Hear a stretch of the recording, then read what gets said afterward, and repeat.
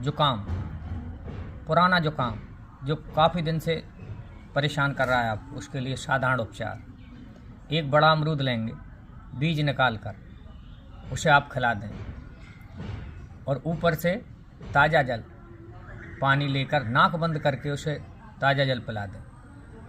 आप देखेंगे जो रुका हुआ जुकाम है आपका पतला स्राव होकर निकलना शुरू हो जाएगा और 3-4 दिन में आपका जुकाम अच्छा हो जाएगा। और स्राव आपको बंद करना है जैसे, तो शाम के टाइम सोते वक्त 50 ग्राम गुड़ खिला दें मात्र, उससे आपका स्राव बंद हो जाएगा।